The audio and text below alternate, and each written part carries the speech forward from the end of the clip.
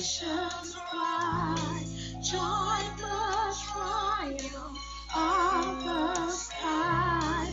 With angelic proclaim, Christ is born in Bethlehem. And the herald angels sing, glory to the newborn King. Indeed, hark the herald angels sing.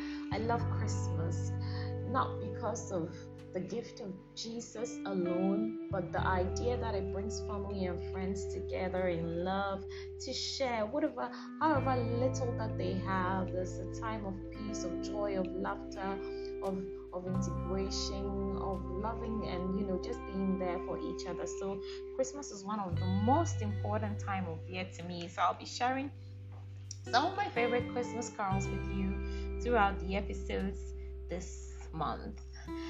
Last week I couldn't make it because I had a very important family assignment I had to take, and so I was away, and it took a lot of my time. But this week I'm back, and it will be a short episode because there's so much going on. But over the time I get a lot of questions, and so I've kind of tried to compile FAQs, that's frequently asked questions about domestic violence or abuse or whatever, any form of abuse.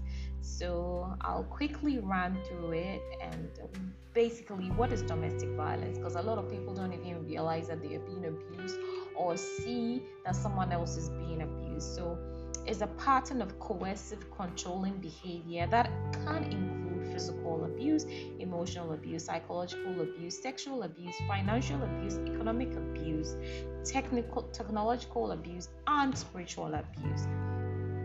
Some abusers are able to exert complete control over a victim's every action without ever using violence or only using subtle threats of violence.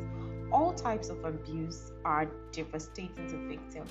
In every support group, in every network of abuse that I had the opportunity, or spaces I had the opportunity to be in, be it physical, be it sexual, be it emotional, be it mental, psychological, the effects are the same. It's amazing. The effects are the same. So somebody doesn't have to hit you for it to be abused, but it almost always, all the time, when they are trying to, it's basically about a pattern of systematic control. So if they are losing control, what happens is they kind of tend to,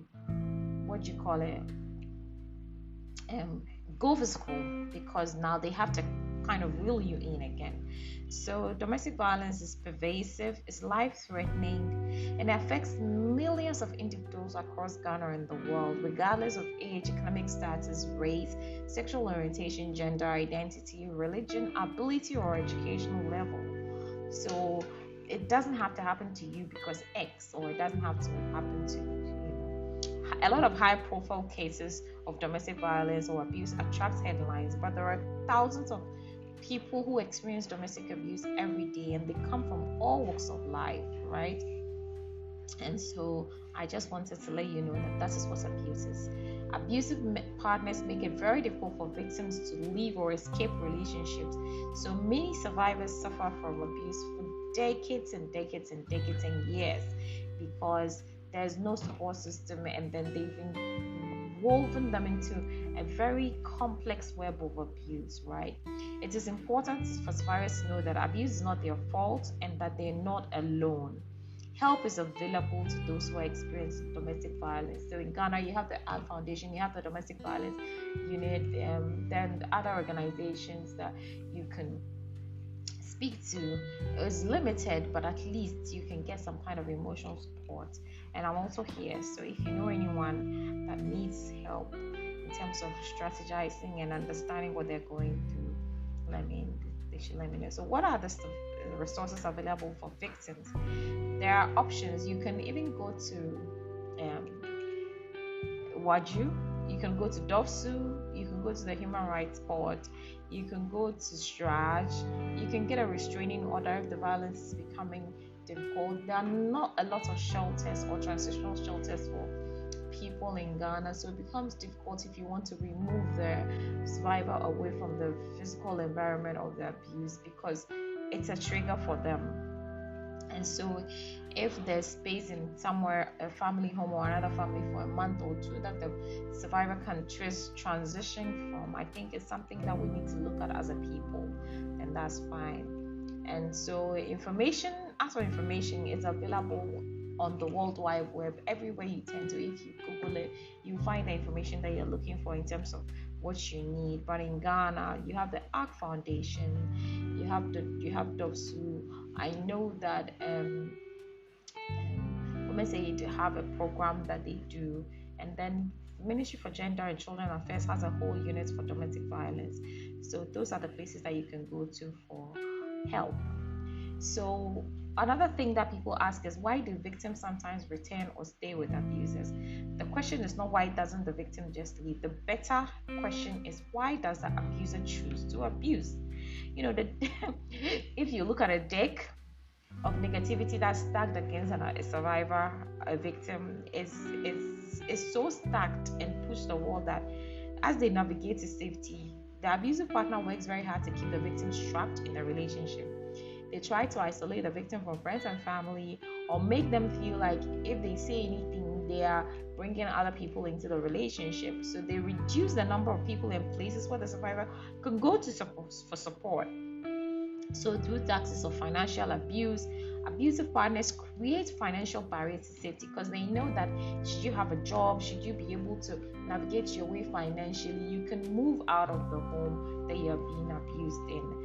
So they try to put impediments in your way by not making sure that you don't have a job that's holding you down, or a job that's not enough to support you. So even if you try to do anything on the side to support you, they withhold money, they sabotage it, and then it doesn't go any further than your dreams or hopes. There's a real fear of death or more abuse if they leave, as abusers may perceive this act of independence as a threat to the power and control they've work to gain over their victims. So they choose to escalate the violence in response, because you need to stay under my thumb. Like, I'm pressing you down. Why the hell are you trying to leave? I am in charge. I am the boss. What I say goes. You dare not have another opinion. You dare not have a voice. You dare not decide that you're walking out. You dare not leave when I haven't given you the right to. When I'm done and I'm discard you, then you can go. Otherwise, for you to go out there and say that, hey, I'm being abused, how dare you? How dare you? So that's what happens. So on the average, 3 women die at the hands of a current or former intimate partner daily around the world. So let's look at the statistics. Through gaslighting, abusive partners cause victims to feel like they are responsible for the abuse. Gaslighting is a form of emotional abuse that abusers use to confuse and shift blame. I've talked about this so many times. I mean, the movie. I have an episode of gaslighting. Maybe click on it to have a better understanding. But they literally try to say they slapped you. No, are you saying I slapped you? I didn't slap you. I just tapped your cheeks. Why the hell are you telling people I slapped you? Meanwhile, they did slap you. So it makes you confused, it questions your sanity, it doubts you, you feel like you are responsible for the abuse, and therefore every time that they shift the goalpost, you're running to make sure that you're scoring the correct goal, otherwise they blame you. So they make you feel like your behavior is why they're abusing you. Meanwhile, it's not. So every time you're on your toes, you're bent out, completely running just to make sure that indeed you are at the right place at the right time, you're doing the right thing. Meanwhile, there's nothing like that, So survivors often what do you call it, report that they want the abuse to end and not the relationship. But a survivor may stay or return with an abusive partner because they believe that the abuser's promises to change are true and real, especially if they have fully understood the cycle of abuse. There again, I have another episode on the cycle of abuse. Please listen to it. And abusers take an emotional and physical toll. Abuse takes an emotional and physical toll over time. And it can translate to additional health issues that make it difficult for the victim to leave. Tiredness, body aches, headaches, migraines, high blood pressure, all kinds of kidney problems, your bowel, your stomach problems. Some people run all the time, and it's just because of the stress related abuse, post-stress traumatic disorder, complex post-stress traumatic disorder. I mean, so many things that go under it. I think I've done episodes on all of these. So these are frequently asked questions. Why doesn't they leave? Why doesn't the victim leave? But the problem is, it's not just about leaving. There are so many other things. How are they going to sustain themselves? Abusers will punish you by even withholding fees, allow food support, especially when you have kids together. Because if you don't have kids together, you're just picking your bag, going back and re-strategizing and getting your life back on track. However, once you have kids together, you're tied to each other until one of you passes. And so in the event that you need to support your child, abusers will use that even as a tool just to get at you, you know. So do abusers show any potential warning signs? Couldn't you have told that he was going to abuse you? Who marries their enemy? Who marries someone who's potentially showing them that they're going to hurt them or not be there for them? Typically, if it's in a relationship, it's easier to walk. And even that, there's trauma bonding. There's an episode on trauma bonding also. I'm just going to be referring you to the other episodes that I've done in detail on the things that I mentioned, but there's another episode on trauma bonding, and then you can listen to it. So you cannot spot an abuser in a crowd, but most abusers share some common characteristics, such as they can be very charming, you know, extremely too good to be true. People are saying, oh, they're such a gentleman, oh, they're so soft-spoken, oh, they're so warm, oh, they don't show any anger, oh, they're so nice, that kind of thing. When something is too good to be true, it is. You know, when something is too good to be true, it is. They insist on moving quickly into a relationship, like you're an exclusive. Yeah, we're getting married. You're the one I've been looking for all my life. I finally found you. Within a day or 2 weeks into the relationship, they're taking you around their whole family, introducing you to everyone, ensuring that you're the one. You can't just decide that you're going to marry someone and just push them around, you know, steamroll your way into a relationship. It doesn't work like that. They're extremely jealous or controlling, and I don't even need to explain that. They insist that you stop participating in your preferred activities. I have an episode on what do you call it? One of my friends says what you call it, so I use it. What do you call it? Shout out to you, Nanesi, if you're listening. And then she says the what you call it, but yeah. Anyways, is there intimacy? I have an episode on intimacy, about the things that you enjoy doing. They want you to stop watching the things that you enjoy watching, reading the books that you enjoy reading, eating the food that you enjoy eating, hanging out with the people that you enjoy hanging out. That's not, to me, people of bad influence. There are people who are not good for you that you can come to agreement with about such relationships. But in terms of generally even being amongst your friends is a problem, because they insist on you spending time with their family and friends, and they are people of choice without people that they can't have control over. So immediately they can't have control over your relationship with someone else. They have to taint it and make it look negative and try to destroy the friendships that you are creating. But I always say that no human being is an island, and you cannot live and thrive by yourself. So let's make that clear. They do not take responsibility for their actions, and they will blame others for everything that goes wrong. Meanwhile, they are the central piece of the puzzle in everything that's going way haywire. And they criticize your appearance, your behavior, your thoughts, your actions, anything that they will get to put you down in a very subtle way. They make you so, in other words, they're trying to change you and make you into a whole human being, like a prototype that's fitted for them, so they can control you and do whatever they want to do, all in a bid to have control. So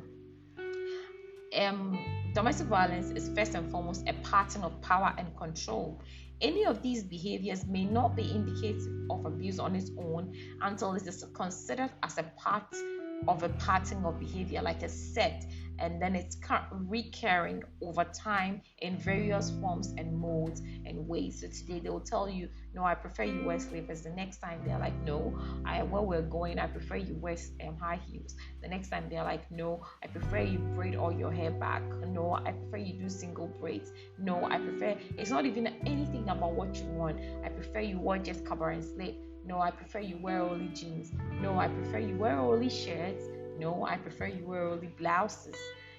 What about my preference?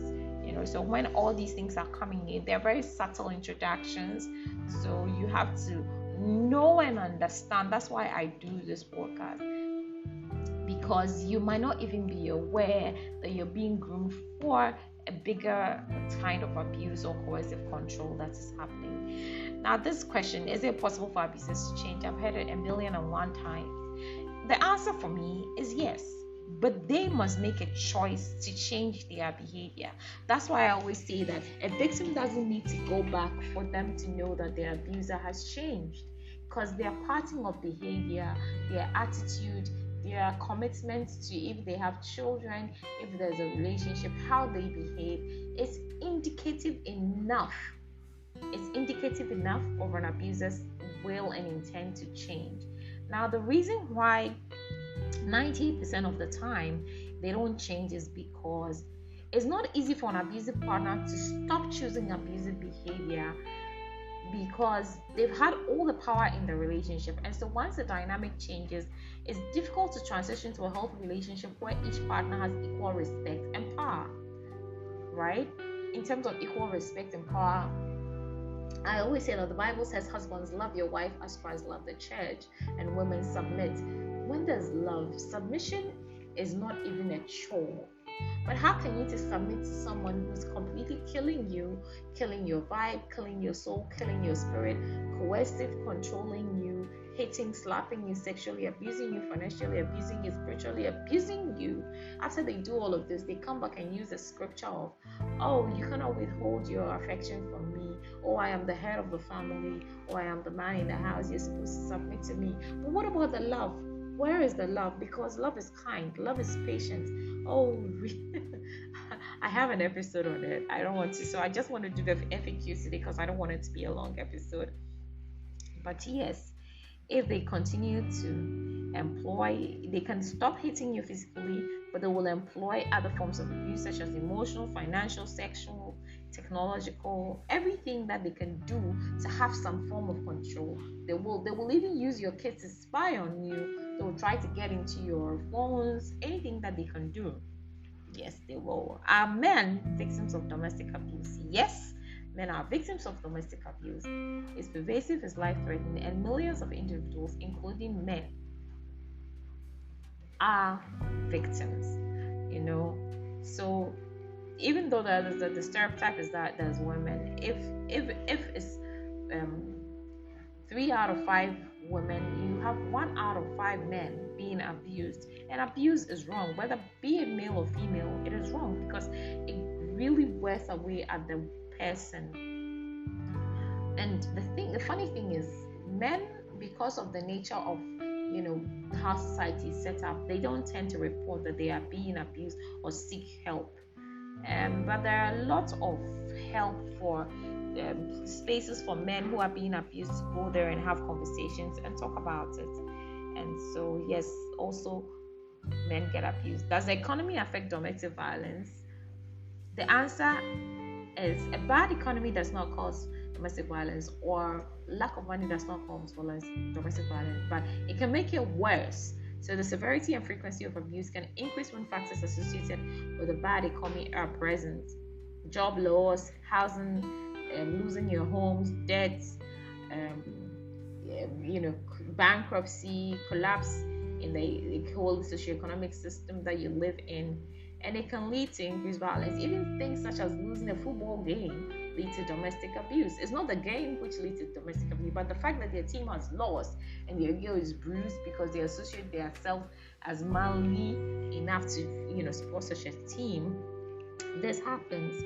So let's make it clear that as abuse gets worse, a weak economy limits options for survivors to also seek safety or escape, because where are you going to get help from if you want a mortgage? Where are you going to get help from if you want a rental place? Where are you going to get help from accommodation, for moving schools, for eating, for surviving, basically? Because it takes a lot more than just leaving to actually work, figure out your way as you navigate life after abuse. So these are some of the things that I'd like to talk about. What can I do to help? Everyone can speak about domestic abuse. Everyone can speak up about domestic abuse. You don't need to be an expert, because wrong is wrong. If you see that someone is being abused and you keep quiet, you become part of the cycle of abuse. So get involved. Never victim blame. Abuse is never the victim's fault. As a society, we continue to place blame on victims. But why? What did she do? Are you sure you didn't do anything to deserve it? Are you sure you're not talking to another man? Are you sure you're not being overbearing? Are you sure you're not challenging him at home? Or why was she there? Why didn't she leave? Why couldn't she just keep her knees together? Oh, especially in the case of rape, why did he go and visit the guy?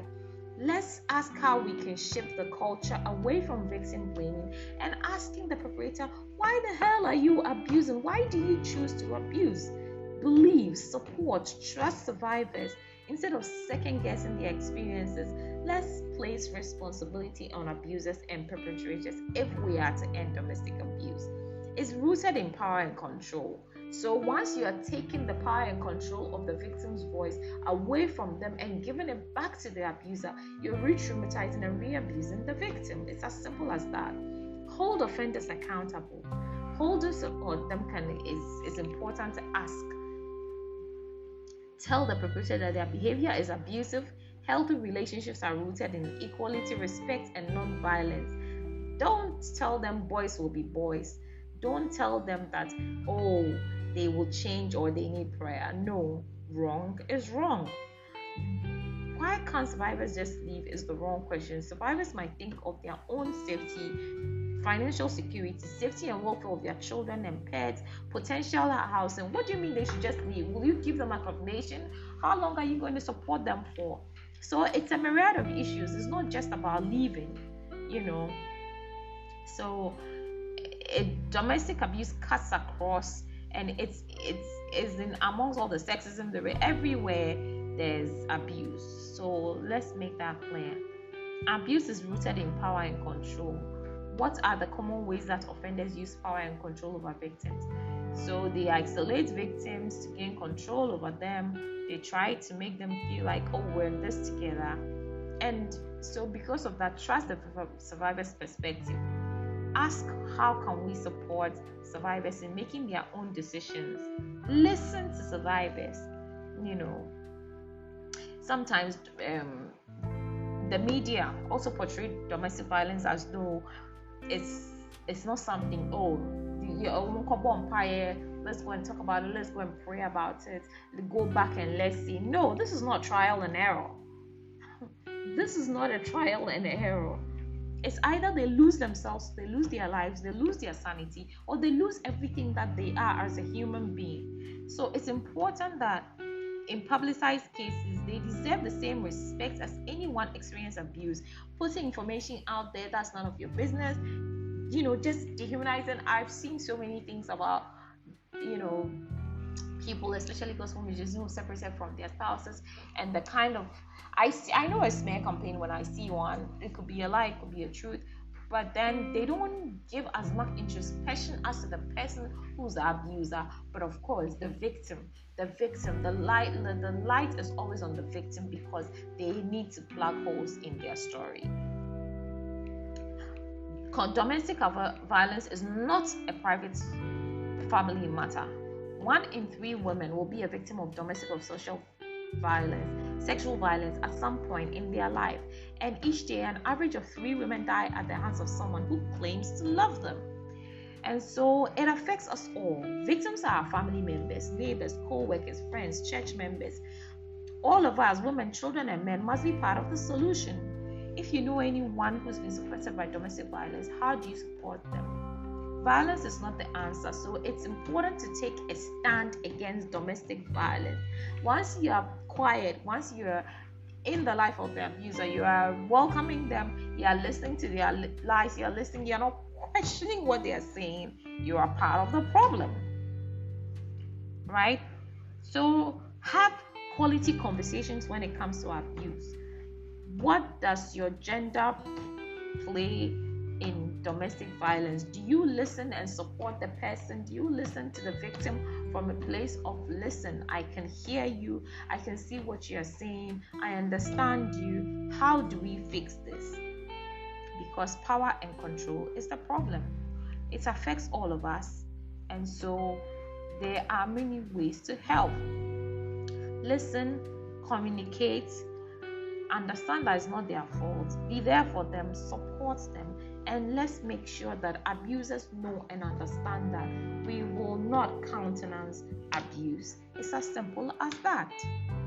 There's no middle road or gray areas. It's either you're on the side of the victim and speaking up, or you're not. Yes, there have been times where people have accused people wrongly, but facts are facts. How are you examining the facts? How are you asking questions? Are you asking enough questions? It's Christmas. I don't want to talk too much. So I just want to say thank you and welcome for hanging out with me. As always, this has been Conversations with Amma, and I love you guys. Thank you for the support. When last week I was so deep in it, and people were sending me messages like, doing the podcast today. I'm like, oh, I'm sorry. I let you guys, kind of wonder what's happening, but I had something really important to do, and so I couldn't make it. But I'm here this week, and I want you to listen, share the podcast. Let's have a conversation. You can email me, you can send a voice note on the podcast itself, and then let's talk. Have an amazing week.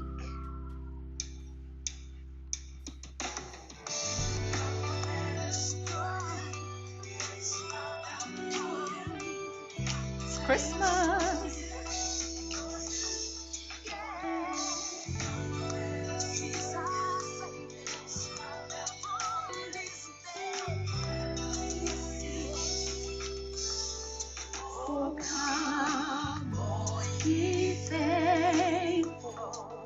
Joyful and triumphant, oh come ye, to Bethlehem. Come and behold him, born the King of angels. Oh come, let us adore.